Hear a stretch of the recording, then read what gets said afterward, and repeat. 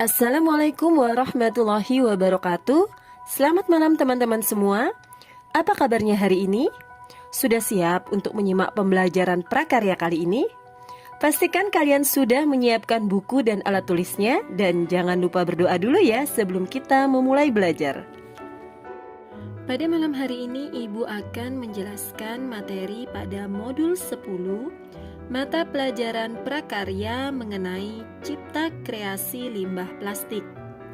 Cipta kreasi limbah plastik ini merupakan materi kelas 8 untuk pendidikan kesetaraan paket B. Sebelum Ibu menjelaskan materi ini lebih lanjut, Ibu ingin bertanya kepada kalian. Pernahkah kalian membuat atau melihat kerajinan tas dari plastik bekas bungkus kopi? Atau pernahkah kalian membuat atau melihat kerajinan bunga dari bahan kantong plastik atau kresek?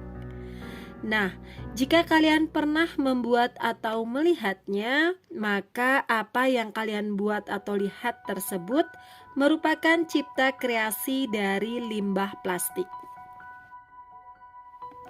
Teman-teman, marilah kita memperhatikan lingkungan di sekitar kita yang mulai penuh dengan plastik, karena kita menggunakan berbagai keperluan dengan media plastik. Tapi teman-teman, sadarkah kalian bahwa plastik itu bahan anorganik yang tersusun dari senyawa yang cukup berbahaya? Jadi, apakah itu plastik? Plastik merupakan jenis polimer rantai panjang dari atom yang mengikat satu sama lain. Jadi, plastik bila dijadikan limbah, maka akan sulit untuk diuraikan secara alami. Butuh waktu 80 tahun untuk bersatu lagi dengan tanah. Maka bagaimanakah solusinya? Ya, kita harus memanfaatkannya plastik-plastik yang menjadi limbah tersebut menjadi benda kerajinan tangan. Sebelum kita menuju pada pemanfaatan limbah plastik menjadi kerajinan tangan, Ibu akan menjelaskan mengenai jenis-jenis plastik. Jenis plastik yang banyak dikonsumsi oleh masyarakat di kota maupun di desa ada 5 jenis, di mana kelima jenis plastik itu menumpuk di berbagai tempat tanpa dimanfaatkan. Jenis plastik yang pertama adalah plastik kresek atau kantong plastik. Kantong plastik atau kresek ini memiliki karakter yang tipis, ringan, dan transparan. Kemudian permukaannya licin dan juga lentur. Warnanya juga beraneka ragam dan banyak digunakan untuk berbagai keperluan rumah tangga.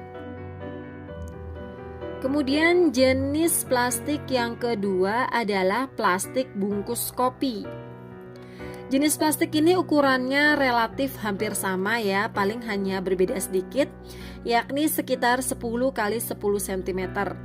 Lebih tebal, karakteristiknya lebih tebal dan lebih kuat. Kemudian pada bagian dalam warnanya polos, sedangkan pada bagian luar bermotif sesuai dengan jenis merek yang digunakan oleh kopi tersebut. Jenis plastik yang ketiga adalah plastik botol aqua. Sebenarnya untuk kemasan minuman memiliki bentuk yang beragam ya teman-teman. Tapi umumnya kebanyakan kemasan minuman menyerupai botol. Jadi Ibu rangkum saja menjadi jenis plastik botol aqua. Plastik botol aqua ini karakternya pada tingkat ketebalan, kemudian lekukan yang dibentuk dari masing-masing merek dagang dari air kemasan tersebut. Nah, umumnya memiliki warna yang transparan. Selain itu, ada tutup botol dengan bulatan kecil yang bisa dimanfaatkan juga untuk kerajinan tangan. Jenis plastik yang keempat adalah sedotan plastik.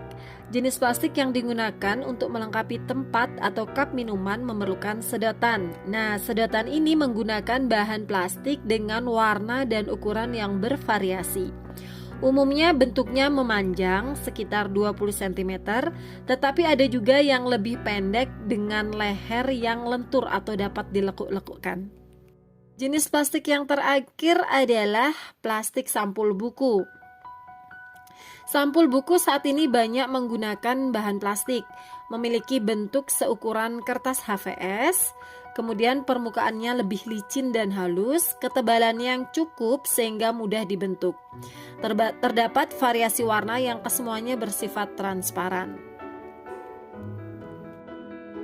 Bahan kerajinan limbah plastik bisa menggunakan plastik kemasan minuman, sedotan, plastik bungkus kopi, plastik sampul buku dari kelima contoh yang Ibu sebutkan tadi.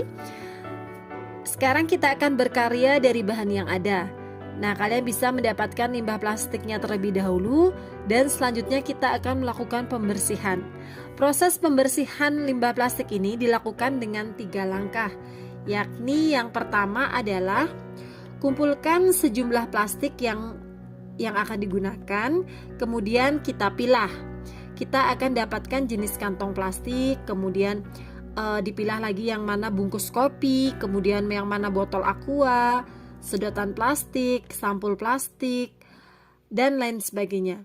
Kemudian masing-masing jenis tersebut kalian bisa masukkan ke dalam baskom atau ember. Kemudian cucilah sampai bersih dari kotoran atau lumpur yang masih melekat. Kemudian langkah kedua adalah tuangkan beberapa tutup botol pemutih pakaian yang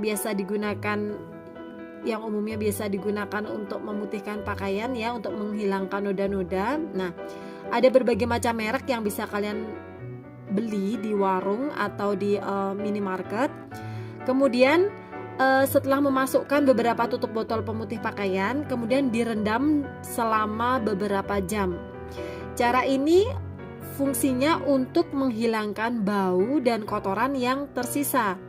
Bisa kalian menggunakan sikat gigi bekas untuk membersihkan sisa kotoran yang menempel pada celah-celah dan gerigi plastik.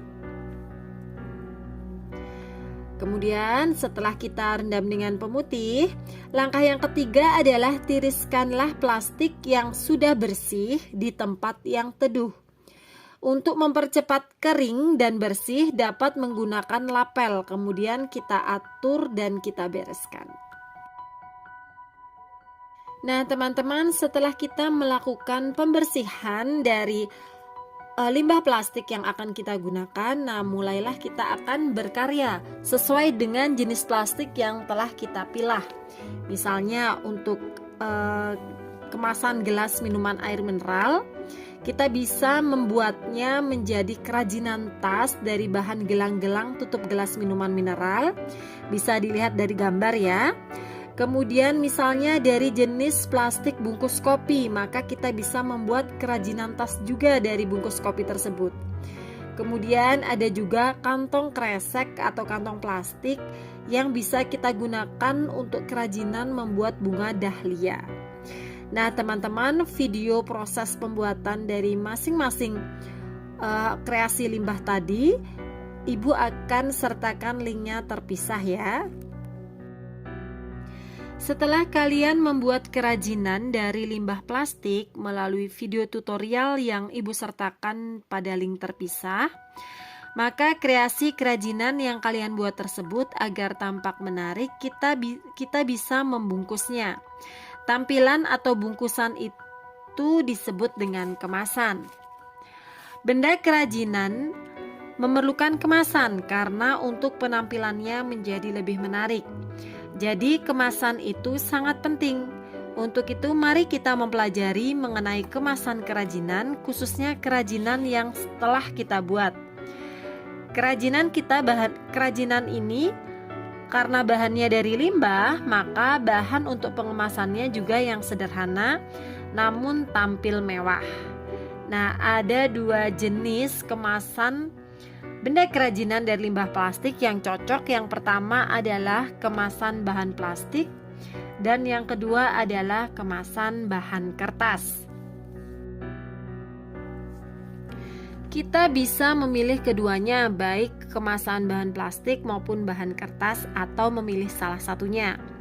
Bahan plastik kelebihannya adalah mudah didapat, ringan dan dapat dikreasikan dengan bahan lain. Sedangkan bahan kertas kelebihannya adalah mudah dibentuk dan diberi hiasan ataupun huruf secara manual. Kalian bisa merancangnya sesuai dengan benda kerajinan yang telah kalian buat. Teman-teman, untuk link tutorial cara pembungkusan atau pengemasan kerajinan dari limbah plastik akan Ibu sertakan pada link terpisah. Alhamdulillah, selesai sudah materi pada modul 10 mata pelajaran prakarya mengenai cipta kreasi limbah plastik. Ibu berharap setelah kalian memahami materi ini, kalian sudah bisa membuat kerajinan dari limbah plastik sendiri di rumah. Semoga apa yang Ibu sampaikan pada malam hari ini bisa bermanfaat dan menambah wawasan keilmuan kalian. Ibu mohon maaf apabila selama menyampaikan materi terdapat kata-kata yang kurang berkenan untuk kalian. Sekian dan terima kasih. Sampai jumpa pada materi berikutnya. Selamat malam dan wassalamualaikum warahmatullahi wabarakatuh.